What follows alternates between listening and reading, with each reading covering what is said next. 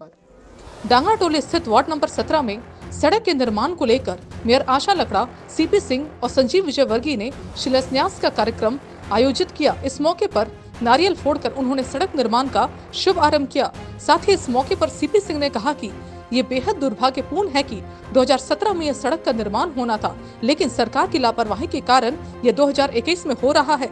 राज्य सरकार नगर निगम को जरा भी सहयोग नहीं कर रही है। साथ ही जेपीएससी के मुद्दे पर उन्होंने कहा कि जेपीएससी आज घोटालेबाज का अड्डा बन चुका है। अमिताभ चौधरी को जल्दी इस्तीफा दे देना चाहिए। आइए सुनते हैं सीपी सिंह ने क्या कुछ कहा। हाँ, तो क्या कुछ कहना चाहेंगे उस घटना के बारे में? देखिए, जब मैं मंत्री था तो उस समय मैं यहाँ आया था, चूँकि मेरे विधानसभा क्षेत्र अंतर्गत ही आता है। पहले भी जो भी सड़क नाली देख रहे हैं, जो जीर्ण शीर्ण अब हो गया, वो भी पहले मैंने ही बनाया था विधायकों से। जब मैं मंत्री था तो उस समय में मैंने वादा किया था कि भाई इसका कार्य मैं कराऊंगा, और इसके लिए एस्टीमेट भी बना, उस समय आवंटन भी हुआ। लेकिन पता नहीं किन कारणों से 2 साल हो गए, 2 साल के बाद आज ये शिलान्यास कार्यक्रम हो रहा है। ये 2 साल लगना नहीं चाहिए था, लेकिन नगर निगम में अभियंताओं की कमी, अधिकारियों का विजन की कमी, कार्यक्षमता की कमी के कारण ये 2 साल पहले दिया हुआ पैसा का काम अभी होने जा रहा है। अब 2 साल तक लोगों ने इंतजार किया। मुझे भी फ़ोन करके लोग बोलते थे कि भैया अभी तक कुछ नहीं हुआ। मैं भी कहता था कि भैया पैसा आवंटित है, हो जाएगा। तो मुझे खुशी इस बात का है कि कम से कम आज शिलान्यास हो गया। तो मैं तो यही कहूँगा नगर निगम के अधिकारियों से कि भाई इसका काम जल्द कराएं और गुणवत्तापूर्ण कराएं। क्योंकि देखिए, मुझे कहने में कोई एतराज़ नहीं है कि नगर निगम के कार्य गुणवत्तापूर्ण नहीं हो रहे। मेयर, डिप्टी मेयर भी हमेशा इस पर ध्यान देते हैं, लेकिन कार्य कराने की जिम्मेवारी अभियंताओं की है, उसके ऊपर अधिकारी हैं। लेकिन पता नहीं क्या ऐसा बात है। मैं अभी रातू रोड जाते रहता हूँ, आज भी गया था रातू रोड। मैं देखा कि वहाँ पर पेवर ब्लॉक भी दिखा। अब सड़क से ऊंचा पेवर ब्लॉक जो बिछ रहा है सड़क के किनारे, तो उसका पानी तो सीधे सड़क पर आएगा। सड़क में पानी डंप होगी, और पानी डंप होगी तो फिर हम लोग का आएगा कि देखिए यही पानी डंप हो गया, फिर हम लोग पर लोग बिगड़ेंगे, जनता भी बिगड़ेगी, और मीडिया भी कहेगी, दिखाएगी कि देखिए ये सड़क है रांची का। तो ये तो देखना चाहिए ना। अधिकारी लोग नहीं देखते हैं कि भाई इतना तो कॉमन सेंस होना ही चाहिए। एक आम आदमी देख के बता देगा कि सड़क का किनारा जो पेवर ब्लॉक बिक रहा है वो सड़क से ऊंचा क्यों हो रहा है। तो मैं यही कहूँगा कि जो भी कार्य हो गुणवत्तापूर्ण हो, चाहे कोई भी करे। इंजीनियर लोग ध्यान दें। मैंने मंत्री था तो मैं उस समय थोड़ा कड़ाई किया था, और मैं कहता था कि भैया मैं ठेकेदार, तो कॉमन सेंस होना ही चाहिए। एक आम आदमी देख के बता देगा कि सड़क का किनारा जो पेवर ब्लॉक बिक रहा है वो सड़क से ऊंचा क्यों हो रहा है। तो मैं यही कहूँगा कि जो भी कार्य हो गुणवत्तापूर्ण हो, चाहे कोई भी करे। इंजीनियर लोग ध्यान दें। मैंने मंत्री था तो मैं उस समय थोड़ा कड़ाई किया था, और मैं कहता था कि भैया मैं ठेकेदार पर कार्रवाई नहीं करूँगा। जो अभियंता है पहले उसका वेतन से मैं पैसा कटवाऊँगा। लेकिन अभी तो इस राज्य में सब बेलगाम हो गए हैं अधिकारी। ये बहुत अजीब सिचुएशन है कि नगर निगम को विरोध करना पड़ रहा है राज्य सरकार का। ये दोनों साथ मिलकर काम नहीं कर रही। इस पर आप क्या कुछ कहेंगे? बीच में पिस तो जनता रही है। मैं कह रहा हूँ ना कि नगर निगम के अधिकारियों को जन समस्याओं को गंभीरता से लेना चाहिए। साथ ही जो पैसे हैं उसका सदुपयोग हो, टिकाऊ हो।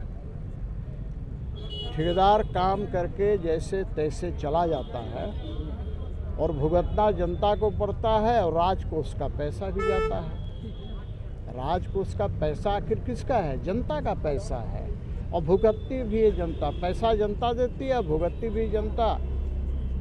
और कहा गया ना कहावत कि माल महाराज का मिर्जा खेले होली। तो ये अधिकारी लोग, अभियंता लोग होली खेलता है। जेपीएससी मुद्दे बहुत गर्म है झारखंड में, इस पर आप क्या कुछ कहेंगे? देखिए, जेपीएससी अपने स्थापना काल से ही विवादास्पद रहा है, आज भी है, और यही कारण है कि प्रत्येक बार के परीक्षा के बाद अंगुलियां उठती है, और ये अंगुलियां जो उठती हैं वो गलत नहीं उठती हैं, उसमें सच्चाई होती है। और यही कारण है कि अभी आपने देखा होगा कि सीरियली जो लोग जी इसको क्या बोलेंगे, आगे आए थे, सीरियल नंबर से जो रोल नंबर है वो सबको पास कर दिया गया, सबको EDU में बैठे हुए सब टिक कर गए थे। आज उनको कहना पाया कि OR सीट ही जमा नहीं हुआ था। हाँ, OMR शीट जमा तो OMR सीट जमा नहीं हुआ तो आप रिजल्ट कैसे निकाल दिए भैया? जब बच्चा पैदा ही नहीं लिया, कपड़ा खरीद लिया, नाम कैसे स्कूल में लिखवा दिए? तो यही तो जेपीएससी का हाल है। मैं तो सरकार से यही आग्रह करूंगा, विनती करूंगा कि ऐसे अधिकारियों पर जांच कराकर कठोर से कठोर कार्रवाई करे, ताकि हमारे छात्र और छात्राओं का भविष्य अंधकार में न हो। साथ ही मेयर आशा लकड़ा ने कहा कि आज अधिकारी हमारी बातें नहीं सुनते, जिस वजह से हर काम में लेट लतीफी होती है। आज सारा व्यवहार गैर जिम्मेदाराना हो गया है। राज्य सरकार भी सहयोग नहीं करती है, इसलिए जो काम 2017 में होना चाहिए था आज वो 2021 में हो रही है, और सारा ठेकड़ा हमारे नगर निगम पे फोड़ा बच जाता है, बल्कि हमारी कोई गलती भी नहीं होती, गलती राज्य सरकार की है। आइए सुनते हैं मेयर आशा लकड़ा ने क्या कुछ कहा। ठीक है मैम, आज के कार्यक्रम के बारे में आप क्या कुछ कहना चाहेंगे? देखिए, यह योजना 2017-18 का है, और इस योजना को दिया हुआ अभी 2 साल पूरे हो गए। ऐसे कई योजना हैं जो 17-18 के हैं, 14वें वित्त आयोग का, 15वें वित्त आयोग की अभी तो मैं बात नहीं कर रही, और 14वें वित्त आयोग की कई ऐसे जगह हैं जिनका अभी भी शिलान्यास होना है। अभी हम वार्ड नंबर 17 में कर रहे हैं, उसी तरह से अभी वार्ड नंबर 8 में भी करेंगे। तो अलग अलग क्षेत्र में अलग अलग काम हैं। कई बार 2018 में हम लोग ने शिलान्यास किया, वो आज वो काम हुए हैं। तो कहीं ना कहीं हमारे यहाँ कई अधिकारियों का लापरवाही है, जो करना नहीं चाहते, जनता के हित में जाना नहीं चाहते। अभी इस रोड की बात कर रही हूँ, अगर 2017-18 में होती है तो पूरा कंप्लीट हो जाता। इस तरह से जिस तरह से अनुसूचित दर को बढ़ाया गया ठेकेदारों के लिए, और ठेकेदार मर रहे हैं, यानी कि जितना लोएस्ट में आप चाहे फ्री में कर दीजिए, एक रोड का पैसा और एक रोड को फ्री में कीजिए, तब उनको जीवित रह पाएंगे, अन्यथा नहीं हो पाएंगे। तो जिस तरह से अनुसूचित दर में वृद्धि की गई और इस रोड का कट किया गया, ये बहुत ही दुर्भाग्यपूर्ण है, क्योंकि हम चाह रहे थे कि पूरा रोड बने, यहाँ की जनता को लाभ मिले, लेकिन किसी ना किसी तौर पर इनको रोका गया। मैं इतना ही कहूँ कि इनको पुनः एक बार विचार करते हुए 15वें वित्त आयोग का राशि को यहाँ दे करके पूरा करने का काम हम लोग करेंगे।